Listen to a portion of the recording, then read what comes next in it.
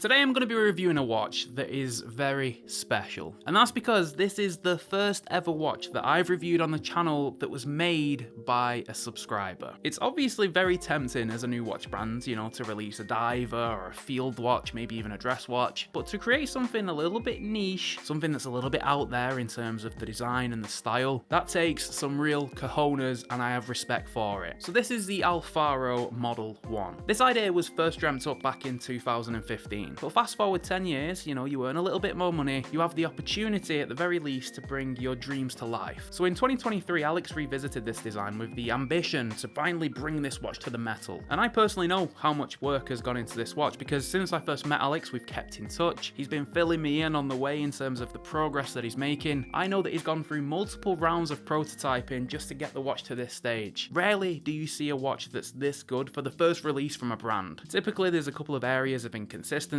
or the design feels a little bit sloppy. You can tell that Alex cares about this watch and he's put his life into it because it feels like every single millimeter of this watch has been carefully considered. Now this watch is actually a world's first. This watch for the first ever time features curved hands. Now I didn't think that was true. I thought surely it's been done before, right? There has been millions of watches produced over the years. Surely someone's done it before. But I've got to say I spent some time on the internet trying to find a watch with curved hands and I couldn't find one. Now they're not just curved for the sake of it, right? This watch is inspired by something that is relevant to the design. Now this watch is geometry inspired. Now I'm not going to go into too much detail because to be honest I don't really know too much about it myself, but I do know a little bit about space-time, which is also relevant to the type of geometry this is inspired by. Inside the center of every single galaxy is a supermassive black hole. And orbiting a black hole is literally trillions of stars. Almost like the pinion on this watch is the singularity that's at the center of every black hole. Now I'm glad that Alpharo went fully in on this design. They didn't just do curved hands, they also did a spiral dial. Now on first glance you might think this dial is a mess when it comes to timekeeping, but look closer and it's actually easier than you think. You see, there are 12 spirals on this dial, each of them slotting into the minute track to act as an hour marker. There's then 2 applied indexes up at the 12 o'clock, which at first glance don't really do much, but once you start wearing the watch, they do really help with orientation. Now this dial is super dynamic. In some lighting conditions, it's almost got a fume finish where it's brighter in the center. In others, those spirals cast insane shadows and makes the dial look completely different. This is one of the most dynamic dial finishes that I've ever got hands on with. Now the curved hands of course follow the curvature of the spiral pattern on the dial, which I'll be honest does take a little bit of a learning curve when it comes to reading the time, because you almost have to follow the handset and the spirals to read the time. But one thing that does is it makes you just take a quick moment just to appreciate the design. So this isn't a watch you can just glance down at and read the time super quick. You will have to take an extra second, but I don't think that's a bad thing because of how good looking this dial is. Now the curvature of the handset and that dial has been continued to the rest of the watch. This watch features lyre lugs, or I like to call them folded lugs, which also feel like they follow the same curvature as the rest of the elements on the watch. The side profile on this piece is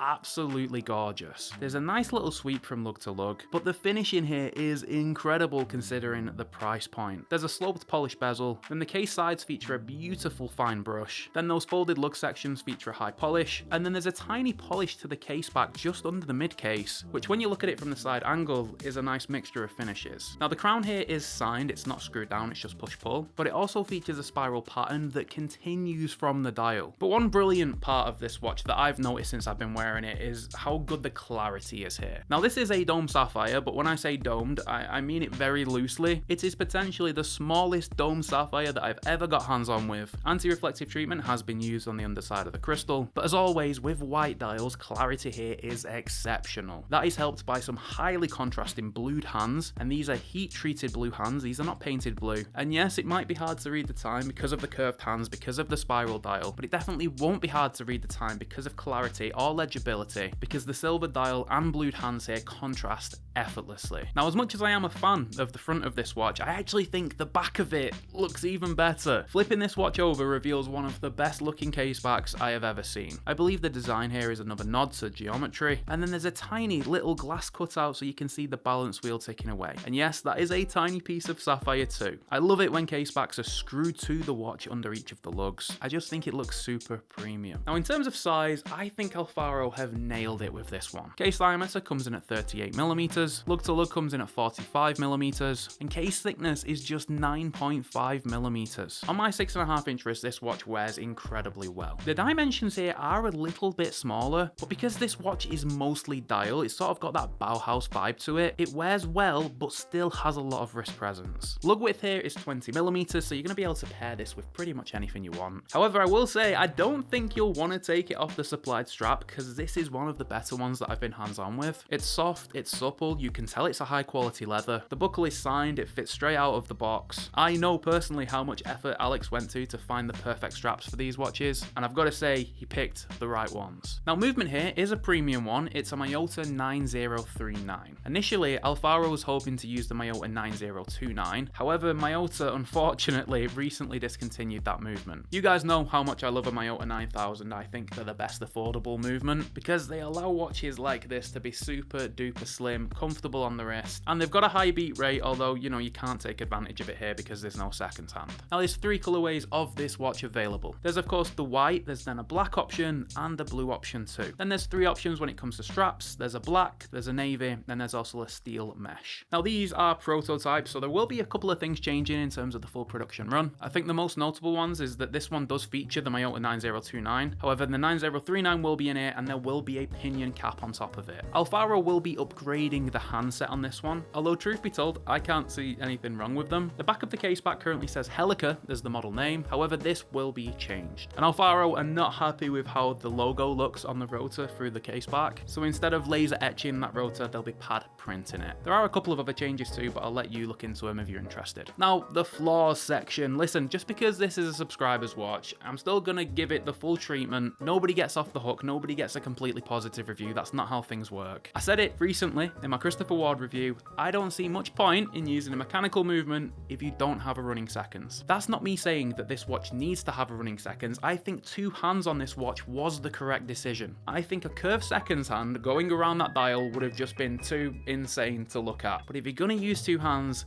use a 2-hand quartz movement, which makes the watch a little bit cheaper, it makes the watch a little bit thinner. I don't see the point in using a mechanical movement if you've only got 2 hands. Another thing, the crown I found is just a little bit small. My fingers aren't particularly big, but this crown is definitely on the smaller side. Not too much of an issue because this is an automatic movement, so you won't need to, you know, manually wind it every day, but still it is a little bit difficult to grip, and that's not because of the grip on the crown, it's just because of the size of it. And one thing I never like on a watch, no branding. I don't mind a sterile dial when it's military watches because, you know, there's a history there of that, but on a modern watch, especially one with like a, you know, a very pretty design, I want to be reminded of the brand that I'm supporting, a brand that I'm a fan of, because we don't just buy watches, we buy into brands, we buy into designs, we buy into the people behind the designs. Okay, price. Now considering everything here, I actually think they've got it spot on. Premium movement, premium construction, premium design. This watch on Kickstarter is launching at an early bird price of £519. Once the early bird is over, it's going up to £549. That will be the main price for the Kickstarter. Full retail price once the Kickstarter is over and hopefully successful, it's going to cost £699. So you are getting a pretty decent saving there for backing the Kickstarter and ultimately helping this brand become a thing.